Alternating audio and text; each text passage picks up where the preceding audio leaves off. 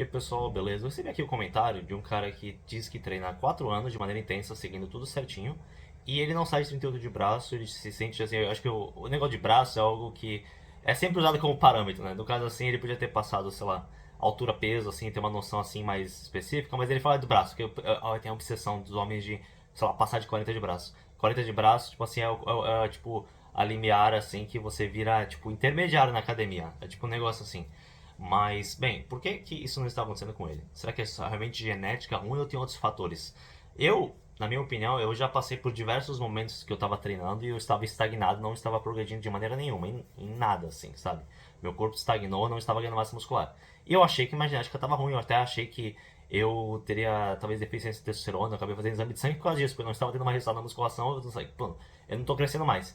Porque no início é mais fácil, você tem mais resultados, depois vai estagnando e você tem que fazer coisas mais específicas, tanto de alimentação e treino e descanso, para você ter mais resultados. Isso é algo que tem que ser avaliado, você tem que testar, sabe? Você tem que ver, passar, tipo assim, para eu fazer uma avaliação, você teria que me passar, sei lá, seu treino, sua dieta, o quanto que você dorme por dia, todos esses fatores assim podem influenciar. Então talvez não seja que você tenha uma genética ruim, mas algum desses fatores assim não está certo. Você pode estar fazendo muito pouco volume, volume muito alto, você pode estar esquecendo de progredir carga, você pode não estar fazendo as séries com intensidade de verdade. A questão calórica, para você ganhar massa muscular, você precisa estar num superávit calórico, quem sabe você não está comendo tanto quanto você acha.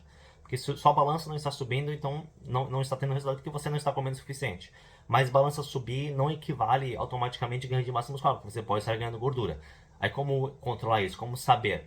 Algo que eu faço é tipo medir cintura, medir os pontos do meu corpo que acumulam mais gordura, então eu sei que, se eu ganhei tantos quilos, mas a minha cintura aumentou tantos centímetros, eu sei, putz, então eu ganhei gordura. Uma coisa é eu ganhar peso e minha cintura ficar igual. Aí eu tô ganhando massa muscular em outros lugares, né? Porque eu acumulo praticamente tudo no quadril e na cintura. Então, tipo, se esses lugares estão aumentando muito, é normalmente por causa de gordura. Então, tipo assim, é um parâmetro bom é utilizar isso. Ou se você for alguém que tem disponibilidade de fazer bioimpedância, que não é 100% eficaz,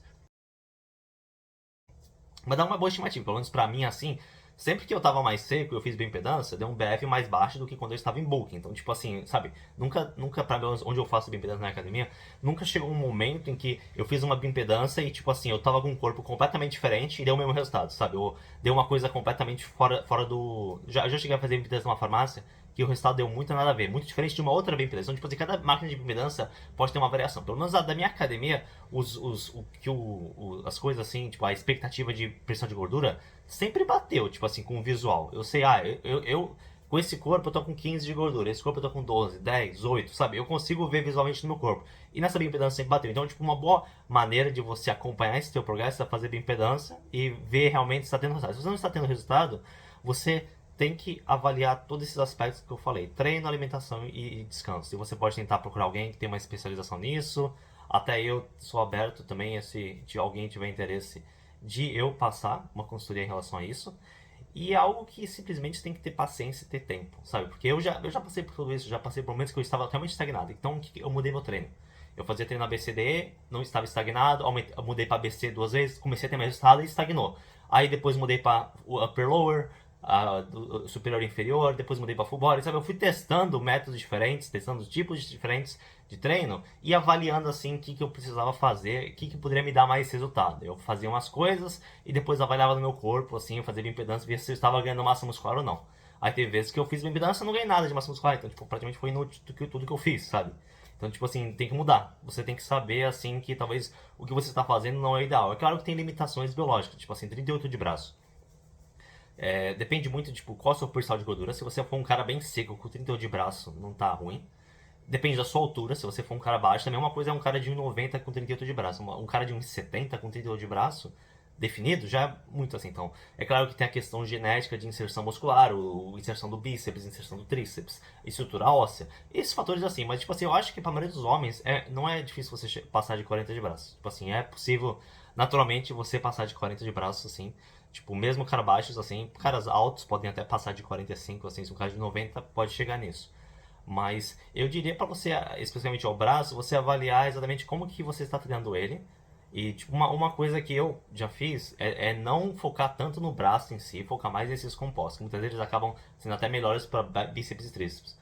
Você fazer barra fixa com a pegada assim, com a pegada, chama pegada supinada, ou fazer paralelas, que são exercícios com o peso do corpo, onde você pode adicionar mais carga, colocando mais peso no seu corpo. Esses exercícios, assim, pra mim foram muito melhores, assim, para desenvolver o meu braço do que exercícios que são isolados. Exercícios isolados são meio que para finalizar, para aumentar um pouco de volume se você quiser. Mas eles, na minha opinião, eu já tentei focar muito. Eu já tentei fazer, vezes que eu fazia muitos exercícios para bíceps, muitos exercícios para tríceps isolado, e não tive mais progresso no meu braço. O braço não aumentou dessa forma. E depois, quando eu voltei, equilibrei o volume, fiz um volume mais mediano, e apenas tentei focar em esses compostos, eu tive o melhor resultado. Então, muitas vezes, menos pro braço pode ser melhor. Quem sabe você tem que avaliar o que você está fazendo pro braço, qual que é o teu volume semanal, quantas séries válidas você faz, porque você tem que contabilizar também os exercícios de peito peito e costas. Peito e costas você vai estar trabalhando em peito, tríceps, e em costas você vai trabalhar no bíceps. Então você tem que somar tudo. Tipo assim, quando você for somar quantas séries válidas de bíceps eu faço por semana, você vai ter que somar os exercícios de costa e os exercícios de bíceps que você esteja fazendo e ver se esse volume é o adequado para você. Mas não tem segredo, e também tem limitações biológicas, tipo assim, ganhar massa muscular de forma natural é bem mais complicado do que a maioria das pessoas passam hoje em dia na internet. Porque a maioria das pessoas na internet que tem muito resultado natural, elas normalmente são pessoas que têm uma genética mais favorável. Então, para a maioria da população, ganhar massa muscular de forma natural é uma merda, é bem mais complicado, requer muito mais atenção, porque você não pode pegar alguém que é um cara que está fora da curva, um cara que tem uma genética muito boa para uma coisa específica, e usar ele como parâmetro ou achar que o método dele é diferente. Porque muitas vezes o cara nem. Ele pode ser um cara que tem um físico bom natural, mas ele nem tem um conhecimento bom, o treino dele nem é tão bom assim. Ele apenas tem uma genética boa. Eu já conheci um cara que era um instrutor numa academia que eu treinei, que a panturrilha dele era imensa. Tipo assim, o resto do corpo dele era bem normal, mas a panturrilha dele era simplesmente, tipo, insana, sabe? Ele não acho que ele treinava muito panturrilha, quem sabe acho que ele até, não sei se corria, fazia uma coisa assim, mas era genética, sabe? O cara simplesmente nasceu com uma panturrilha imensa, ele nunca treinou ela, mas a panturrilha dele era maior do que a maioria dos fisiculturistas. E se ele treinasse, quem sabe aumentar mais, ou quem sabe já tava nem responde muito com o tamanho que tava. Mas, tipo assim, algo fora do normal. Então, tipo, muitas vezes tem um fator genético, sabe? Tem um indivíduo. E, tipo assim, você pensaria assim, ah, ele tem uma panturrilha imensa, então eu vou perguntar pra ele como fazer a panturrilha crescer. Não, o cara não sabe nada, ele nasceu assim. Ele nasceu com essa genética para esse grupo muscular. É que nem para mim, eu tenho uma cintura bem fina. O que eu faço para ter cintura fina? Eu nasci assim, é minha estrutura óssea, sabe? Eu não tenho que fazer nada. Claro que fazer dieta para perder gordura vai fazer com que ela diminua cada vez mais. Mas não tem nenhum segredo, sabe? Isso é genético. Se você tem uma cintura larga, não tem segredo, sabe? Você não pode pegar um ponto forte de um fisiculturista e falar de qualquer pessoa assim e tentar achar que o método de treino dela o que é a maneira correta para ter mais resultado. Muitas vezes não, tipo assim, o cara nasceu assim, inserção muscular, o músculo do cara é assim geneticamente, então tem uma facilidade maior para se desenvolver. Então o que funciona para ele não vai funcionar para você, porque ele tem uma vantagem em relação a isso. Então, para você realmente ter resultado sendo alguém que tem uma genética mediana, que é a maioria das pessoas, você requer muito mais atenção em todos esses fatores de treino, alimentação, descanso, tá fazendo tudo de maneira correta, tudo de maneira ideal, e você só vai saber qual é a maneira ideal testando e errando, várias e várias vezes até você encontrar realmente qual que é, sei lá, a intensidade correta para você, o volume de treino semanal correto para você, a frequência ideal para você, que não chega também a afetar articulações, essas coisas, mas você tem que testar, sabe? Não tem segredo, tipo, não tem muito que você pode fazer a não ser cair de cabeça nisso aí e tentar fazer coisas e tentar avaliar o seu progresso ao longo do tempo, sabe? E, tipo, isso é algo que, tipo assim, eu também, tipo, tenho estagnações, tem momentos que tá evoluindo menos, mas eu tento, tipo, ainda estou tentando, né? Ainda estou tentando ver como que eu posso melhorar meu treino, o que que está faltando, o que que eu posso ajeitar, assim, para ter mais resultados. Mas muitas vezes, assim, no meu caso, assim, que eu falei da minha cintura, tipo assim, alguém pode ver meu físico assim e falar assim, ah, cintura fina, coxa ou costas. O que você faz para esses grupos musculares? Eu faço o básico, tipo, eu não faço nada demais para eles, sabe? Costas é barra fixa, puxada, remada. E quadríceps eu faço mais agachamento livre, de vez em quando extensora. Algumas vezes eu só faço agachamento livre e não faço outros exercícios para quadríceps. E mesmo assim é um músculo bem desenvolvido em mim por causa de genética. Enquanto que para peito, bíceps, são grupos musculares que eu realmente me esforço mais, mas mesmo assim não estou tendo o mesmo resultado, não tenho a mesma facilidade, eles não se destacam tanto. Tipo, por que a minha cintura é tão fina? Eu faço algo específico pro abdômen, faz abdominal. Eu faço abdominal, mas eu faço bem simples. Eu faço abdominal com carga, progressão de carga. Mas é tipo assim, 3 séries, muitas vezes 2 vezes na semana, ou até uma vez na semana, com abdominal na corda, com bastante carga.